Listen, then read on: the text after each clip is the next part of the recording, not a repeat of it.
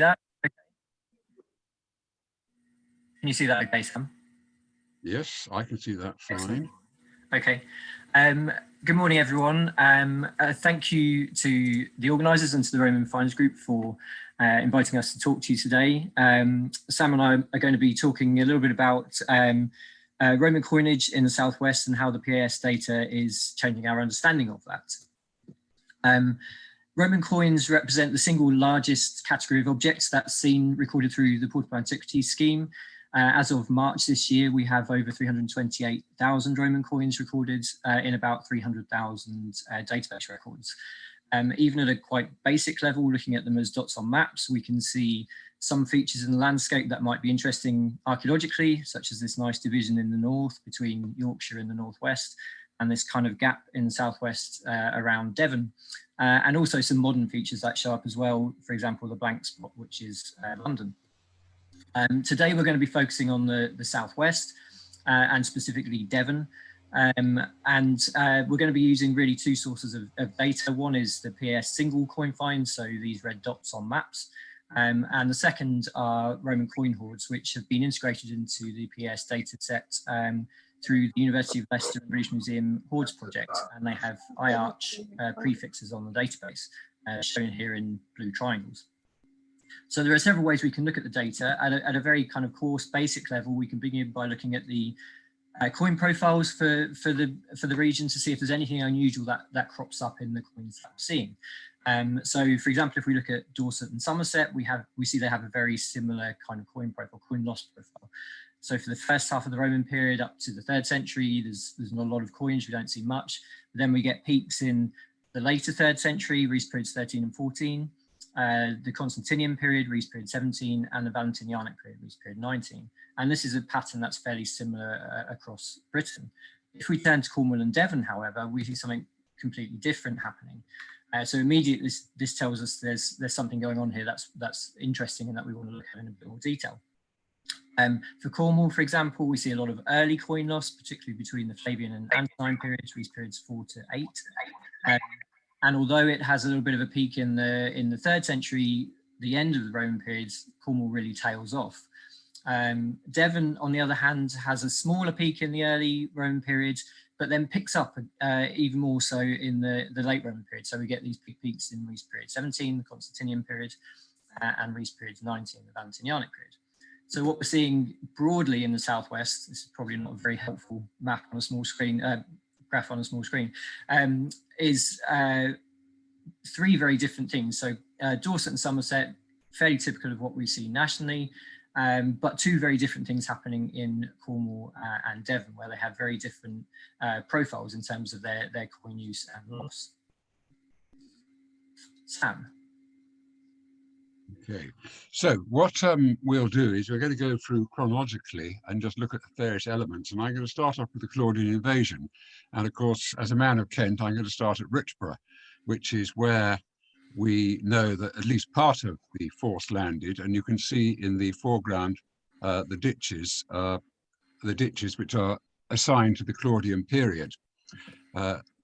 Then there was an advance towards what is to become London. It wasn't there then. And then to Camulodunum, and we have the defeat of Caraticus, for example. Next, obviously in Camulodunum, you have the surrender of the 11 kings, recorded on the inscription on the Triumphal Arch in Rome. And then we get down to the real stuff. They start advancing towards the southwest. This is Legio II Augusta with Vespasian in command. And we know from Suetonius that he captured numerous oppida, and he even took the Isle of Wight, Vectis, as well. So we arrive just to the east of Maiden Castle, and it was about a decade ago when Kirsty, our FLO in Dorset, very kindly organised a detector talk for me in Dorchester. And one of the detectorists at the end brought up a couple of the coins you can see here. And I did ask the question, well, are there any more? And he said, yes, I've got a few bronze ones. They're not very nice, though. And what came out of it was a very distinct group of coins, which represents almost certainly a purse hoard. And in here, we have a few Iron Age coins. We have some Roman silver denarii. And then we have the large base metal sestertii, which This is the crucial coin. I urge you all to read Robert Kenyon's wonderful piece in the latest Airpit volume about Claudian coinage. These coins he assigns, as Richard Rees had years ago, to the early period of the Claudian invasion, so the AD 40s. This is when they tend to turn up on sites in the very early period.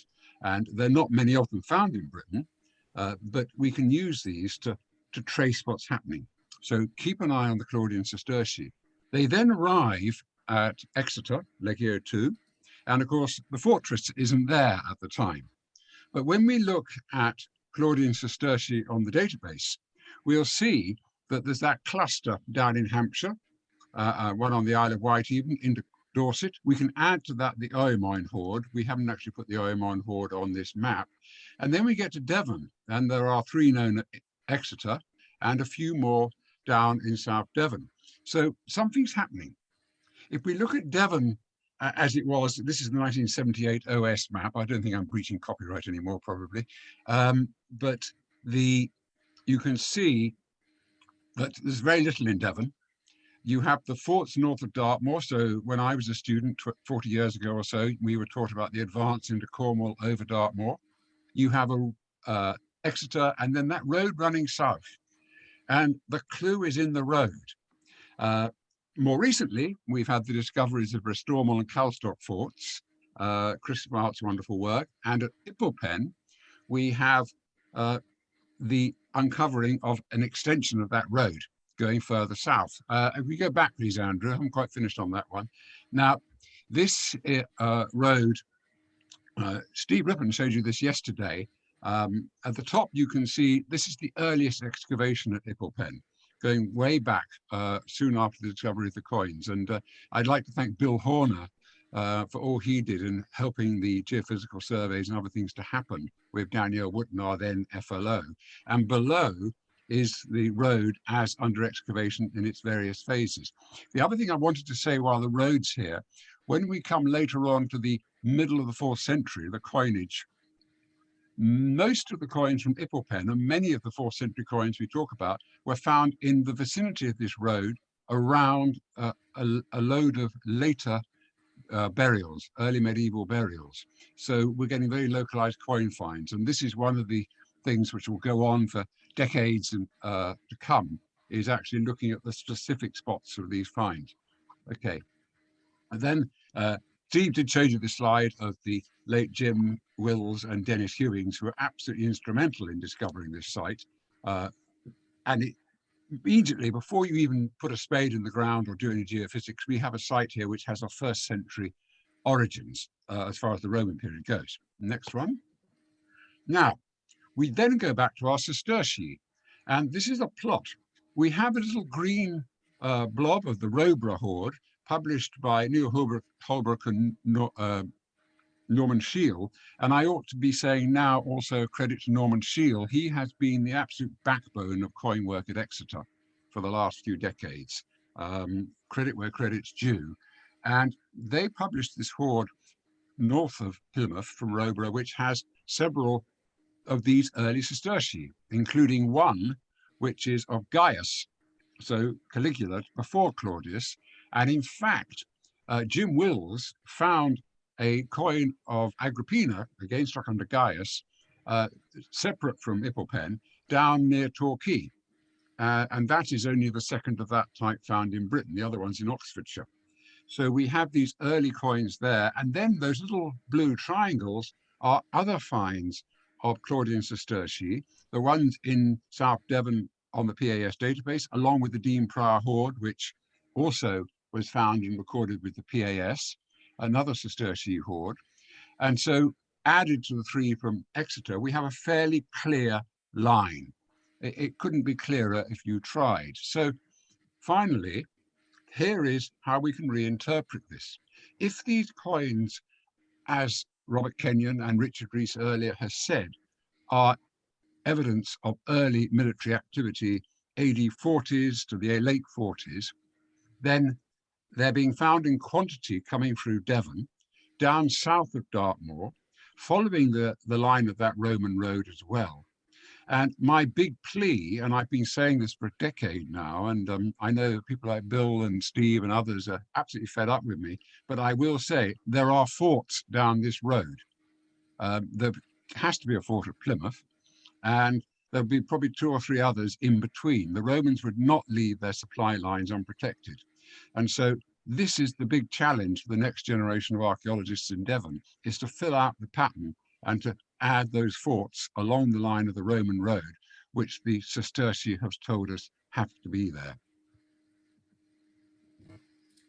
So moving forwards a little bit after the Claudian coinage, this is the pattern generally that I showed you earlier of just the coins generally, coins in Devon and Cornwall. One of the things that's worth noting here very quickly is that there's relatively little coins, relatively few coins recorded in the north and west of Devon. If we look at all of the material that's recorded on the PS for the county, there are clearly finds turning up in these areas. So with the Roman coins, what it appears to be showing is that there generally aren't Roman coins lost and therefore found in these regions. So these are genuine representations potentially of the ancient landscape. In the Neronian and Flavian periods, we don't get huge numbers of coins, but in Devon, they're concentrated around Exeter and south along the coastline. And silver and very rarely gold coinage, so the denarii and the occasional aureus, like this example from Cornwall, make up a relatively high percentage of the coin finds that we're seeing. If we jump forwards a bit into the Antonine period, into the 2nd century, we see a complete change, something completely different happening in the southwest generally, but very specifically also in Cornwall and Devon. So the silver almost completely disappears, the denarii vanish, and instead we get large numbers of bronze Roman coins, and especially the sesterci, and as you can see in a couple of the examples here. So there's more coins, bigger distribution, but a different denomination. And we see this not only in the single finds, but also in the sites. So for example, the site of Stoke Gabriel, where we have 30 odd coins, there's a very definite peak in the Antonine period, Reese periods 8 and 9, so that's for Marcus Aurelius and Commodus. And again, sesterci are the most common coin denomination. And we see the same in hoards. So the Widden Down hoard, which has over 400 bronze coins and just 5 silver coins, dating up to about 198. And if we look at how the denominations spread in the southwest, we see this disappearance of the denarius, you can see in the bottom here, especially in Devon, but in the southwest generally. And in contrast, huge numbers of sesterci turning up. So you can see these nice peaks here. And the kind of orangey brown columns are the PS national averages. So way below it in terms of the denarii, but much higher in terms of the sesterci. So the southwest, silver is disappearing and bronze is being used instead. And I'll just pick out this coin of Commodus, which is a lovely coin from Devon. Sesterci of Commodus are remarkably common in this period. And this is a feature that we've seen also on the Isle of Wight, for example. In the succeeding Severan periods, coinage almost completely vanishes in terms of the PS data. But there are a couple of reasons for this. The supply of bronze coin generally to Britain disappears really after about 198 AD. But the bronze coins from the Antonine period that were already in the southwest probably stayed in circulation.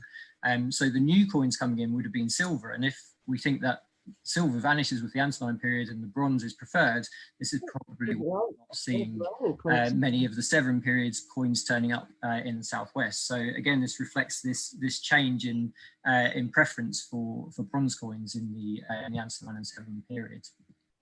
And we'll go back to Sam for the end of the Roman period. Okay, so we now move into the later period of Roman coinage in Devon. So we go next slide, please, Andrew. Thanks.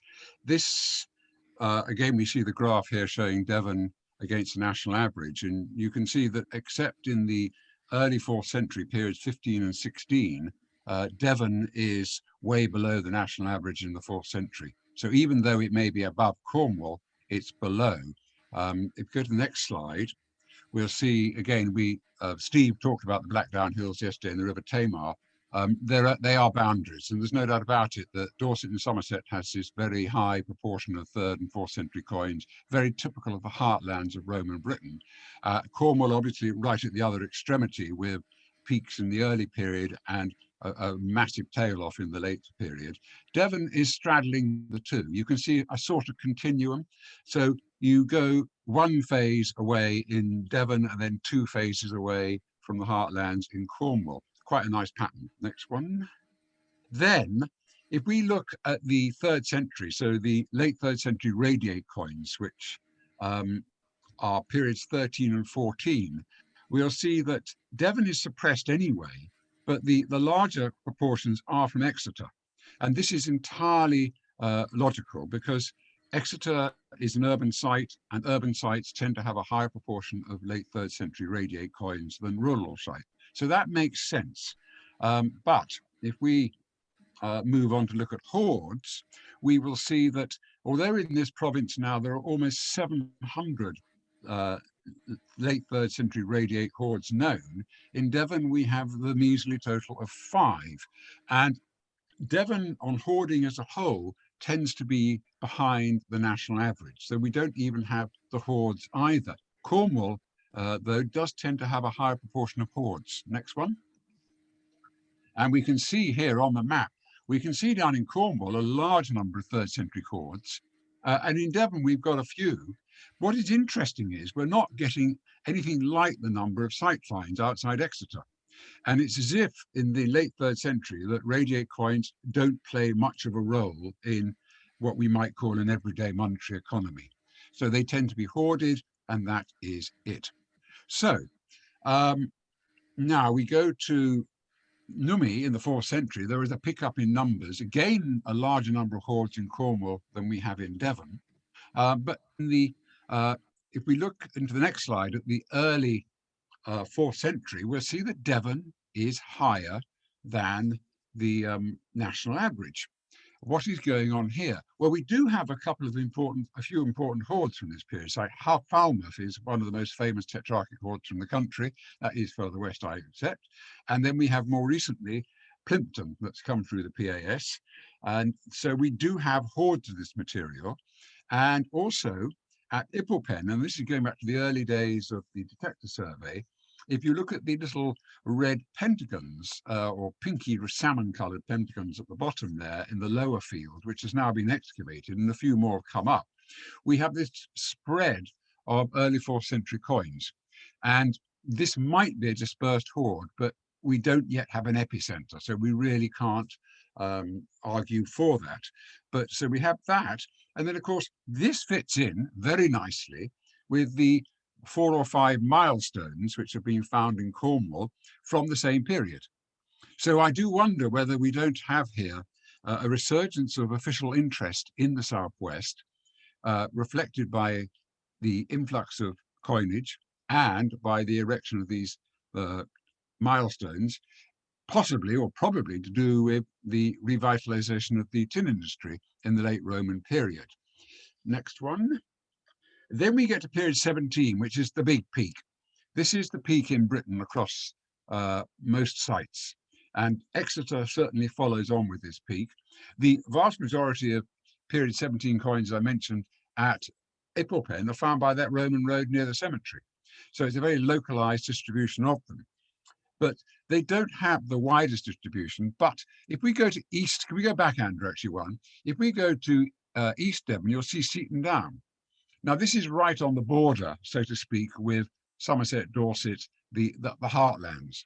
And at Seaton Down a few years ago, next one then, we have the Seaton Down hoard now in the Royal Albert Memorial Museum. This is the largest Nummers hoard of the period, almost 23,000 coins. But this is obviously associated with the region to its east, Dorset and Somerset, rather than Devon and Cornwall. These coins do not come down in quantity to Devon and Cornwall. If they're going to move eastwards up into Dorset and Somerset, showing the liminal nature of Devon. And then we finally get to the end of Roman Britain and the Valentinianic period, 364 to 378, which was touched on a bit by Richard yesterday. This is when Exeter starts to falter and the Timbridge area in Devon actually has its last gasp. So if we go on, we see here on the patterning that in Rees period 19, in the Valentinianic period, that Devon is pretty well up there with the rest of the country. If we look at Exeter against Devon, we see that Devon is ahead of Exeter. And this is significant. We'll come to that in a second. Then, if we look at the concentrations of Valentinianic coins, we will see that there are four major groups in the southwest. There's three in Cornwall: Hale, Trevelgy, the excavations, and near Padstow. So these are concentrations there, and near Denbury. If I took out the near Denbury group, the figures in Devon would collapse. Basically, that is the region where we get the largest number of these Valentinianic hoards. It includes coins. It includes the Newton Abbot hoard found a decade or so ago. And so we look at a heat map, we can see these areas. Now, what is going on? If we go to the next one, this is, and I'm just thinking about it, and this is how old I am. It's almost 40 years ago, when I was in Deviser's Museum as an intern, that I first identified the peaking of Valentinianic coins in Wiltshire. And for the last 40 years, I've been gradually following it around the country. And my thesis, you can see here, the black blobs are concentrations of areas where you get concentration of these coins. The red is the subsequent PAS data, much of this done by Philippa Walton a few years ago for me, so thank you, Philippa. And you can see a distinct pattern emerging, the West Country and then across to East Anglia and up into East Yorkshire.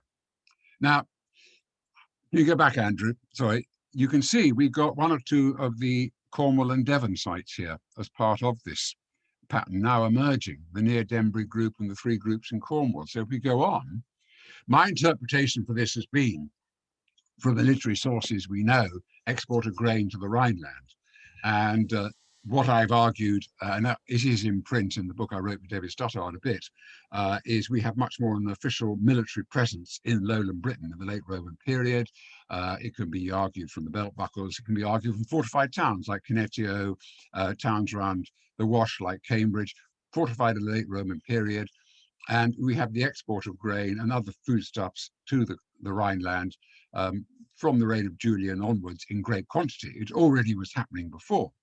So the bronze coins, when they're concentrated, do seem to reflect this activity. Jean-Paul Callou on the continent argued that they are mostly evidence of military activity. So what's going on? Back, Andrew, I haven't finished yet. What's going on in Devon and Cornwall? If we've got agricultural activity, it might be Denbury. The Denbury area has agricultural richness. There's the River Tane, the River Dart. You can see where the material is going to come out. For Cornwall, it may well be these are areas where there is still official activity in contact with local populations with tin. I think the Devon is also tin as well. We'll come to that. So we're now locking Devon and Cornwall into this pattern in the late Roman period. These Roman coins appear where officialdom is interested in what's happening in the province. If we don't find the coins, the authorities, in my opinion, are no longer interested in what's happening. Next one. And the latest coins are Theodosian. And there is a little group of these down in South Devon that is growing with PAS data. There's one or two down in Cornwall and the odd hoard in Cornwall as well. So if we look at the silver, we'll see that the concentrations obviously are in the West Country and East Anglia and up into Yorkshire. We've only got one or two. So we're falling out of the picture with the silver in general. If we look at the bronze, likewise, not in the heartlands, but an increasing number. But what's really significant about the bronze is that only one of these at Exeter. Exeter has collapsed. So out of 1,000 plus coins from Exeter recorded, there's only one of these. Whereas at Ipplepen, we have three. And there are others turning up in the countryside in South Devon.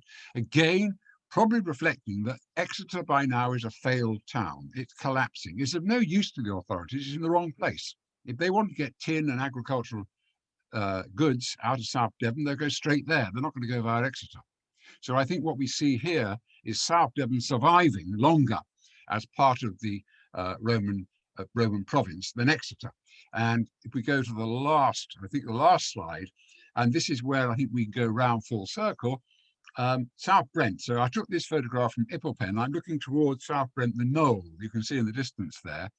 And detectorists up there found about 40 coins or so. And these coins range from a Claudian Sestertius, so very early Roman activity at South Brent, which is the access point from the River Dart region up to Dartmoor. And so you can imagine this is where people went over the top into Dartmoor. And we have a coin record that goes all the way through to 2 Theodosian coins at the very end. So this might be almost a metaphor for what's happening in Devon. The authorities will be here when they want something. And what they probably want in this case is tin. And this, whatever is happening at South Brent, sadly, we couldn't get geophysics up there, but I hope that more work will be done up there at some stage in the future, might well show how the Romans kept hold of certain places which were important to them economically. And just to conclude, really, we've got over 1,000 Roman coins and about 35 hoards from Devon. So we can start to look at a more coherent picture of what the coin loss is telling us there. We can see the distribution of the Claudian Sestertian, the military advance in the early Roman periods, the replacement of the silver coins in the Antonine period with the brass sestertii in particular, and then that suppression of the coinage in the 3rd century, a little bit of an increase in the 4th century relating to official activity and possibly tin mining, and then the collapse that really at Exeter in the late Roman periods, but a little bit of continuity in Devon at the end of the Roman Britain. And if you want to read a little bit more about this, we've just finished the chapter in the EPIP volume with Steve and Neil Holbrook. So thank you for listening. That's everything. Yeah.